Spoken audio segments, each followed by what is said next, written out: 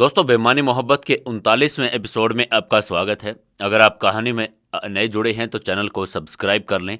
आपको कहानी अच्छी लग रही है तो वीडियो को लाइक करें और प्यारे प्यारे कमेंट करके हमें ज़रूर बताएं।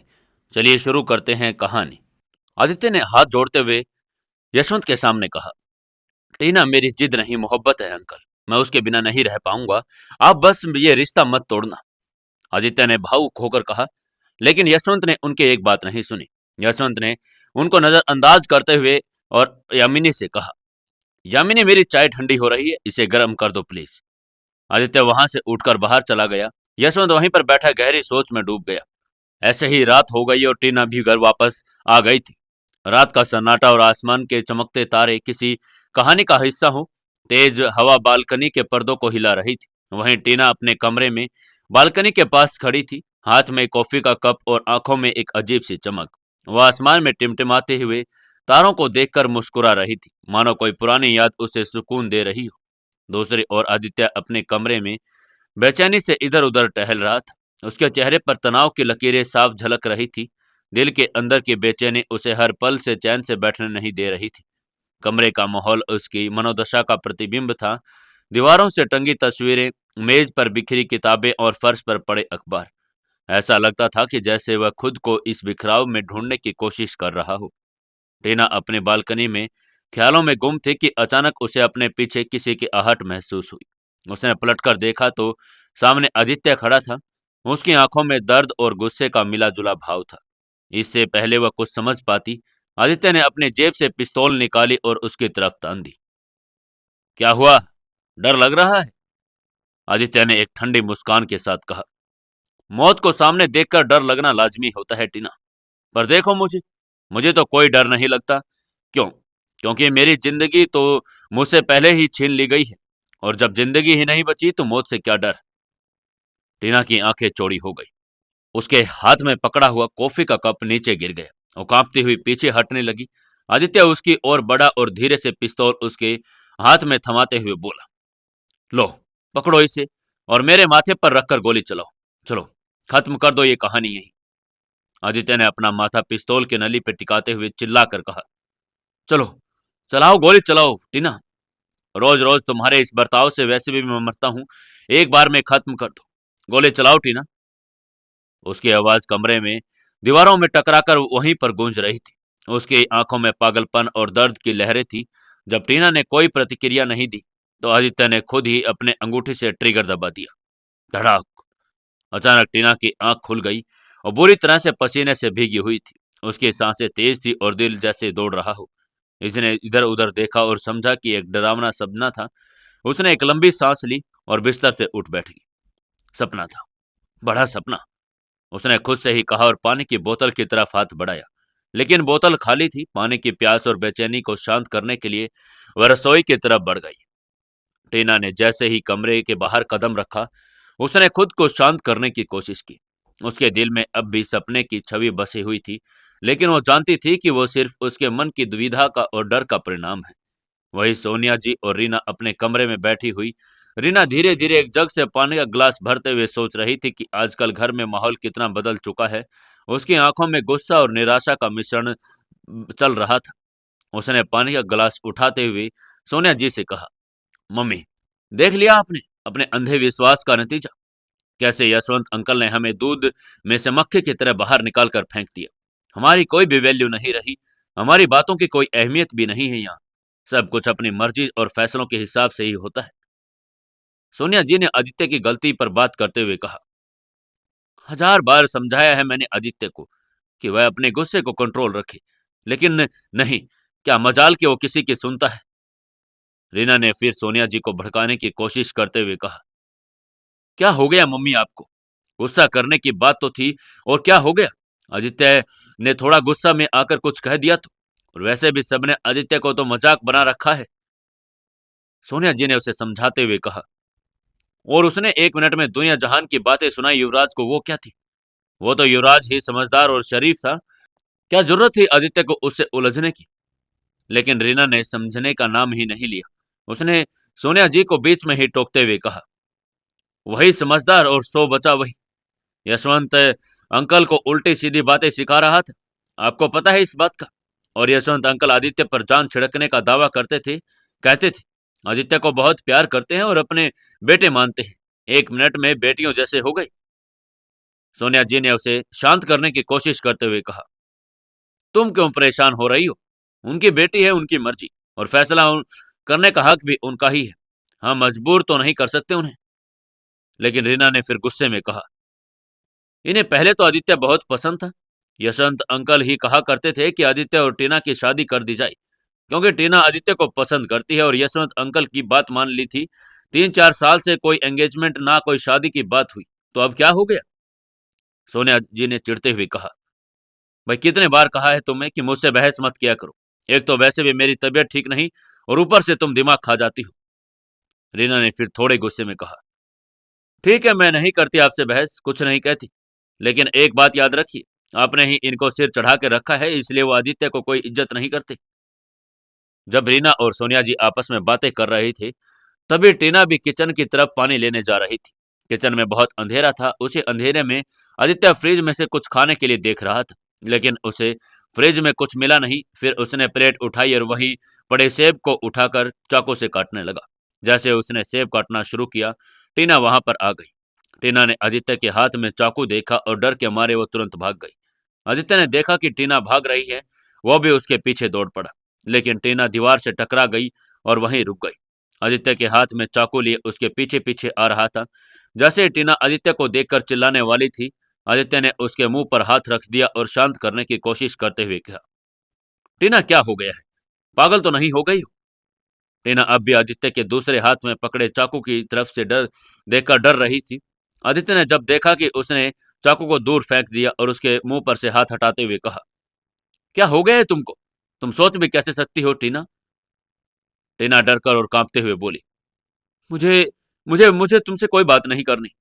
और ये सब कहते हुए वो और तेज भागने लगी।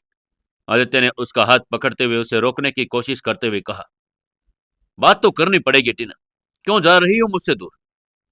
टीना ने रोते हुए कहा, आदित्य प्लीज मेरा हाथ छोड़ दो, प्लीज मुझे जाने दो आदित्य प्लीज।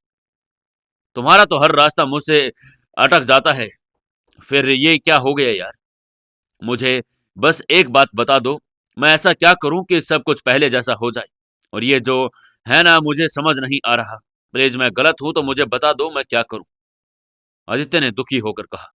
टीना ने उसे अपने आप को छुड़वाने की कोशिश करते हुए और कांपते हुए कहा, आदित्य तुम्हारे इन बातों से मुझे डर लगता है। मुझे मुझे ये ड्रामेबाजी और फजूल मोहब्बत, ये सब कुछ नहीं चाहिए। आदित्य ने हैरान होते हुए कहा, फिजूल? ये फिजूल हो गया अब तुम्हारे लिए? हाँ, हो गया फिजूल। सब कुछ फिजूल है, बेकार है। तुम्हें क्या लगता है कि तुम्हारी इस मोहब्बत की जरा सी भी कीमत है मेरी नजरों में? एक पैसे जितनी कीमत नहीं है मेरी नजर में तुम्हारी इस मोहब्बत की। तुम्हें क्या मजा आता है जलील होने में? बार बार आ जाता हो मेरे सामने जलील होने के लिए। टीना ने चिल्लाते हुए कहा, और फिर हाथ जोड़ते हुए आगे कहा, भगवान के लिए अपने ड्रामेबाजी बंद कर दो आदित्य। मैं कोई पुराने जमाने की हीरोइन नहीं हूं जो। इससे पहले कि टीना अपनी बात पूरी कर पाती, आदित्य ने उसके गाल पर थप्पड़ मारते हुए चिल्ला कर कहा, टीना इसके आगे एक शब्द भी मत निकालना अपने मुंह से। उसके चिल्लाने और थप्पड़ की आवाज सुनकर सब अपने अपने कमरे से बाहर आ गई। टीना रोते हुए भागकर यशवंत के गले लग गई और बोली, बाबा। और फिर जोर जोर से रोने लगी। यामिनी, रीना और सोनिया जी ने हैरान होकर आदित्य की तरफ देख रहे थे।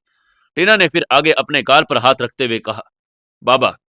यशवंत ने गुस्से में आदित्य को घूरते हुए कहा, हिम्मत कैसे हुई तुम्हारी मेरे बेटे के ऊपर हाथ उठाने की? हाथ न तोड़ दूं तुम्हारा? टीना ने रोते रोते ही आदित्य की तरफ उंगली करते हुए कहा, बाबा, बाबा मैं आपसे कहती थी ना, इस आदमी को मुझे नुकसान पहुंचाकर, मुझे तकलीफ पहुंचाकर बहुत खुशी होती है। आज आपके सामने इसने मुझे इतनी जोर से थप्पड़ मारा है। यशवंत ने उसे अपनी बाहों में लेकर चुप कराते हुए कहा, तुम्हारा बाप अभी जिंदा है बेटा, मरा नहीं हूं मैं।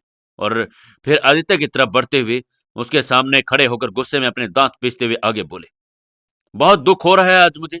अपने आस्तीन में सांप पाला हुआ था मैंने। तभी पीछे से टीना ने धरती पर पड़े चाकू की तरफ इशारा करते हुए कहा, बाबा ये चाकू देखिए, इसे मारने आया था मुझे ये मुझे मार देना चाहता था मम्मा। अब तक आदित्य को इस सब पर यकीन नहीं हो रहा था। वो लगातार टीना को घूरता जा रहा था, और जैसे उसे विश्वास ही नहीं हो रहा है कि टीना उस पर इतना बड़ा इल्जाम लगा रही थी। यशवंत ने आदित्य को धक्का देते हुए कहा, अब तुम्हारी परछाई भी बर्दाश्त नहीं कर सकता मैं इस घर में। निकलो यहाँ से, निकलो मेरे घर से निकलो। और धक्का मारते हुए आदित्य को घर से बाहर निकालने लगा। टीना वहीं जमीन पर बैठकर रोने लगी। रीना भागकर टीना के लिए पानी का गिलास लेकर आई और यामिनी उसे गले लगाकर चुप कराने की कोशिश करने रही। यशवंत ने आदित्य को घर से बाहर निकालकर दरवाजा बंद कर दिया और वापस हॉल में वापस आकर बैठ गया। टीना भागकर यशवंत के गले लग गई और रोते हुए बोली, बाबा अगर आप नहीं आते तो मुझे खत्म कर देता, मार देता शायद। और जोर जोर से रोने लगी। रीना भी उसे चुप करवा रही थी। यशवंत ने गुस्से में सोनिया जी की तरफ देखते हुए कहा, माफ कीजिए बहन जी, हमारी बेटी आपके बेटे के लिए लायक नहीं है। मैं ये रिश्ते खत्म कर रहा हूं। और फिर टीना को अपने साथ लेकर कहा, आओ बेटा चलो। और यशवंत टीना को लेकर अपने कमरे में जाने लगा। तभी रीना ने पीछे से कहा, जब सब कुछ खत्म हो गया है तो हम यहाँ क्या कर रहे हैं? मेरा भाई आदित्य अकेला नहीं जाएगा, हम भी जाएंगे उसके साथ। रीना की आवाज सुनकर यशवंत वहीं रुक गया और गुस्से में सोनिया जी की तरफ देखते हुए चिल्लाकर बोला, आप अच्छी तरह जानते हैं कि रिश्ता आपके बेटे की वजह से खत्म हुआ है। दिल तोड़ा है उसने हमारा। और ये बात भी याद रखिएगा कि रात के इस वक्त अगर आप दोनों में से कोई बाहर निकला तो इस घर से आपका रिश्ता बिल्कुल भी खत्म हो जाएगा। ये कहने के बाद यशवंत टीना और यामिनी के साथ अपने कमरे में चला गया। रीना ने सोनिया जी को घूरते हुए कहा, अगर आपको रहना है तो आप यही यहाँ पर, लेकिन मैं जा रही हूँ। ये कहकर रीना अपने कमरे में सामान लेने चली गई। सोनिया जी वहीं आंखों में आंसू लिए खड़ी रही। आदित्य बाहर बैठा टीना के बारे में ही सोच रहा था जब उसने कहा था, अंगूठी उतारने से कौन सी एंगेजमेंट खत्म हो जाती है। उसके चेहरे पर गुस्से, अपमान और दर्द का अक्स साफ नजर आ रहा था। तभी दरवाजे की तरफ से हल्की आहट महसूस हुई। उसने पलटकर देखा, रीना उसके मोबाइल और वॉलेट के साथ बाहर आई। उसने बिना कुछ कहे वो दोनों चीजें आदित्य की तरफ बढ़ा दी। ये लो और संभाल कर रखना, रीना ने धीमी आवाज में कहा और उसकी आंखों में एक गहरा दर्द था। आदित्य ने उसकी तरफ देखा लेकिन कुछ नहीं कह सका। रीना ने भी कोई बात और नहीं की और उसने अपने आंसुओं को छिपाते हुए तुरंत अंदर की ओर कदम बढ़ा लिए। रीना का दिल अंदर ही अंदर तड़प रहा था। वो अपने भाई के लिए कुछ नहीं कर पा रही थी। आदित्य ने उसके साथ हमेशा एक मजबूत दीवार की तरह खड़ा रहकर उसका साथ दिया था, लेकिन आज वह खुद भी इस दीवार को गिरता हुआ देख रही थी। घर के अंदर टीना यशवंत के कमरे में खड़ी हुई बैठी हुई थी और उसकी आंखों में आंसू बह रहे थे, लेकिन उसके चेहरे पर एक हल्की मुस्कान थी जिसे वह सबकी नजरों से छिपाने की कोशिश कर रही थी। यामिनी ने उसे गले लगाते हुए कहा, बस करो बेटा, अब रोना बंद करो। तुम क्यों अपनी आंखें खराब कर रही हो? सब ठीक हो जाएगा। टीना ने और भी जोर से सुबकते हुए कहा, मम्मा, मम्मा मुझे बहुत डर लग रहा है। अगर आदित्य फिर से वापस आ गया तो वो मुझे कुछ भी कर सकता है। यामिनी ने उसे शांत करने की कोशिश करते हुए कहा, नहीं बेटा, अब ऐसा कुछ नहीं होगा। तुम्हारे पापा और मैं है ना यहाँ पर, तुम बस आराम करो। यशवंत जो अब तक चुपचाप खड़ा था, अचानक अपने माथे पर हाथ रखते हुए बोल पड़ा, मैं खुद को माफ नहीं कर पा रहा हूँ। कैसे इतनी बड़ी गलती कर दी मैंने। आदित्य को मैं हीरा समझता था लेकिन वो पत्थर दिल निकला। मुझे लगता था कि वो इस परिवार के लिए सही होगा, लेकिन मैं कितना गलत था। यामिनी के पास आकर यशवंत के कंधे पर हाथ रखते हुए बोली, आपका खून जलाने से कुछ नहीं बदलेगा। आप जो हो गया है उसे भूल जाइए। चलिए अब आराम कीजिए, बहुत देर हो चुकी है। टीना ने इस और एक और घबराने का नाटक करते हुए कहा, मम्मा पापा, आप में से कोई मेरे कमरे में मेरे साथ सो जाइए, मुझे बहुत डर लग रहा है। यशवंत ने उसे सांत्वना देते हुए कहा, बेटा तुम्हें डरने की कोई जरूरत नहीं, हम तुम्हारे साथ हैं, सब कुछ ठीक होगा। तुम बिल्कुल भी परेशान मत हो। यामिनी ने मुस्कुराते हुए कहा, मैं तुम्हारे साथ चलती हूँ। आओ अब सोने की कोशिश करो। यामिनी ने टीना को उसके कमरे तक पहुंचाया और उसे आराम से बिस्तर पर लेटा दिया। लेकिन जैसे ही यामिनी ने लाइट बंद करने की कोशिश की, टीना ने तुरंत उसका हाथ पकड़ लिया। मम्मा, लाइट बंद मत करो, मुझे अंधेरे से डर लगता है, उसने डरते हुए कहा। यामिनी ने उसकी बात मान ली और बिस्तर के पास वाली लाइट ऑन कर दी। ठीक है, लाइट ऑन रहने देते हैं, अब सोने की कोशिश करो जल्दी। जैसे ही यामिनी कमरे से बाहर आई, टीना ने चुपचाप करवट ली और उसके चेहरे पर एक शैतानी मुस्कान उभर आई। उसकी योजना पूरी तरह सफल हो चुकी थी। आदित्य को उसने घर से निकलवा दिया था और अब यशवंत और यामिनी उसके दोनों समर्थन में आ गए थे। बाहर आदित्य गहरे विचारों में डूबा हुआ था। उसने वॉलेट और मोबाइल अपने जेब में रख लिया और घर से दूर निकल पड़ा। उसकी आंखों में आंसू थे लेकिन उसका दिल इस अपमान और धोखे से जल रहा था। मैंने मैंने इसके लिए सब कुछ अपना खो दिया और बदले में मुझे ये मिला। वो खुद से ही बदबदाया। आसमान में बादल छाए हुए थे और हल्की हल्की बूंदाबांदी भी शुरू हो गई।